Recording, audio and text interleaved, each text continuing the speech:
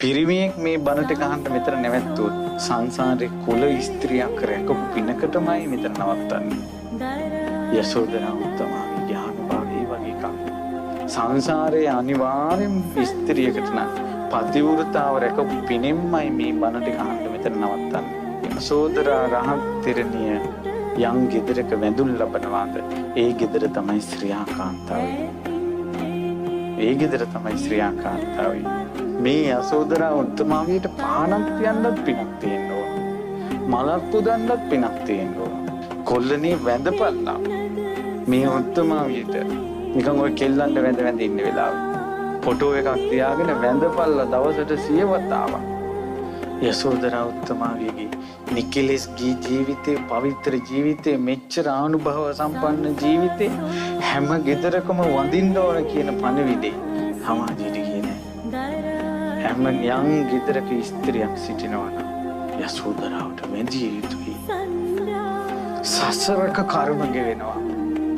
බුදුරජාණන් වහන්සේ සරණ ගියා නම් ඒ ලෝතුරා සම්මා සම්බුදුරජාණන් වහන්සේගේ සම්බුද්ධත්වයේ ඉක්මන් කරපු යසෝදරාවට බුදුරජාණන් වහන්සේ ගැන තියෙන බුදු සරණින් අපි වැඳිය යුතුයි. ගරු කළ යුතුයි. සියලු පිරිමින් යසෝදරාවට වැඳිය යුතුයි. පහනක් තැබිය යුතුයි. පැන් ටිකක් තැබිය යුතුයි. යසෝදරාව ඉස්සරහ තියෙන පැන් ටිකක් පිරිත් යම් කිසි මේ කුමාරියක් යම් කිසි තරුණ කෙල්ලෙක් විවාහ වෙනකල් බඹසර රැකලා මේ උත්තමාවිය ළඟ පහනක් තියලා පතන බැතුමන ඉටු වෙනවා. මේ උත්තමාවියගේ දැසට පේන්නේ බඹසර තියෙන කිල්ලෝ. මේ අඩවන් දෙනට නිත් විවර කරලා මේ උත්තමාවිය බලනකොට ඇයට පේන්නේ පතිවෘතාව රකින්න ස්ත්‍රිය. යම් කිසි කෙල්ලෙක් මේ උතුම් යසෝදරාවට වැඳ ඉන්න කෙල්ලෙකුට කොල්ලෙක් කරදරයක් කරන්න හැදුවොත් ඒ කොල්ලට එක සාපයක් වෙනවා. ඇයි?